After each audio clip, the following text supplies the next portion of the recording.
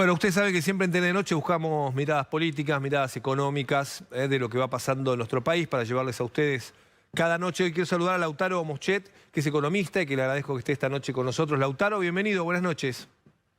¿Qué tal? Buenas noches. Un gusto estar con ustedes. Gracias por estos minutos. Bueno, contanos un poco tu mirada sobre lo que vamos a ver en las próximas horas a las 4 de la tarde cuando tengamos de nuevo la inflación de agosto, que algunos dicen, ya no asusta, ¿no? Parece que a nadie le impacta que en la Argentina tengamos una inflación tan brutal como del 7%.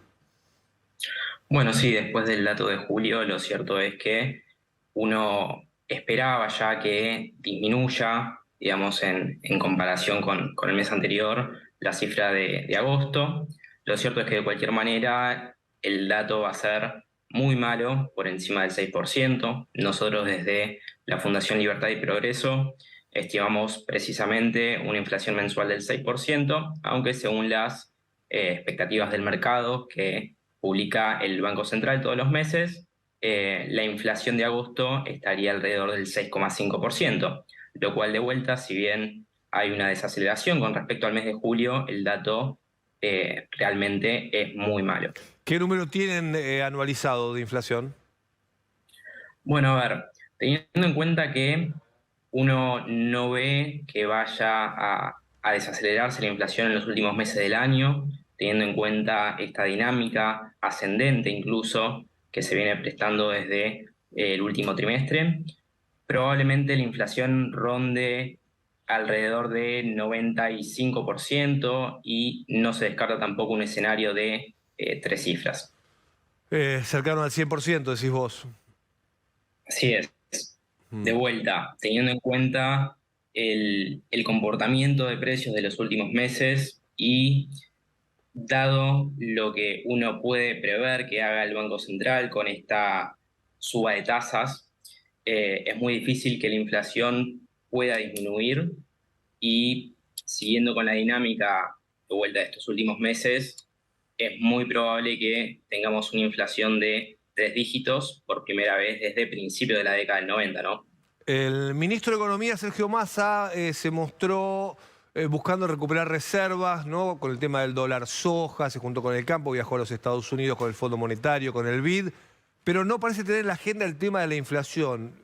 Lo dejó para más adelante, es un tema del cual, como no tiene, digamos, lo que vos hagas hoy, no repercute hasta dentro de varios meses, entonces, problema para el próximo gobierno. ¿Está en la agenda la inflación? Bueno, yo creo que en primer lugar, la preocupación de Sergio Massa hoy en día es cumplir con las metas del Fondo Monetario Internacional para el tercer trimestre, lo cual le permitiría acceder al desembolso correspondiente, ya sea para el tercer trimestre y el cuarto trimestre de este año. Y en línea con eso, su primer objetivo en este viaje hacia los Estados Unidos fue tratar de conseguir algunos dólares frescos a través de contraer nueva deuda para poder engrosar un poco más las reservas netas que tiene el Banco Central. Recordemos que para el 30 de septiembre tiene que haber acumulado en el total del año cerca de 4.100 millones de dólares y hasta las últimas semanas incluso el Banco Central había perdido reservas. Por lo tanto, la diferencia era muy grande y lo que uno esperaba era que esa meta no se cumple. Ahora bien, a través de la implementación del dólar soja y estos dólares frescos que van a entrar a través de la deuda que pudo conseguir en su viaje por Estados Unidos, esa meta está mucho más cerca de cumplirse, aunque todavía sigue siendo complicada. Pero bueno, de todas maneras, todavía el problema de la inflación no parece estar en el primer orden de las prioridades que enfrenta el ministro. Clarísimo, Lautaro, el dato que das, además el tema, ¿no? de inflación que yo marcaba no parece estar en la agenda, por lo menos por ahora del gobierno, y parece haber como un acostumbramiento. Bueno, vamos a llegar este año a 100%, y el año que viene, algunos dicen también, no es que el año que viene hay pronósticos de una caída fuerte de la inflación. ¿Qué pensás o qué medidas puede tomar hoy el gobierno? ¿Qué herramientas tiene para que la inflación baje? Bueno, la verdad es que la inflación podríamos decir que es el síntoma de una moneda enferma. Bien, en este caso el Banco Central está muy comprometido para el año que viene debido principalmente a la cantidad de intereses que tiene que pagar por su deuda remunerada. Entonces, uno espera que en el 2023, al margen de la asistencia hacia el Tesoro, tiene de por sí ya que afrontar el pago de intereses de deuda, que es realmente muy alto. Por lo tanto, en el año que viene, la emisión monetaria va a continuar siendo muy grande y en línea con eso es muy difícil que la inflación baje. De todas maneras, el hecho de estar en un año electoral probablemente haga que el gobierno decida tomar alguna medida preventiva, como puede ser pisar aún más el tipo de cambio, cosa que funcione como un ancla nominal, pero de todas maneras es tomar un poco de aire y patear el problema hacia más adelante.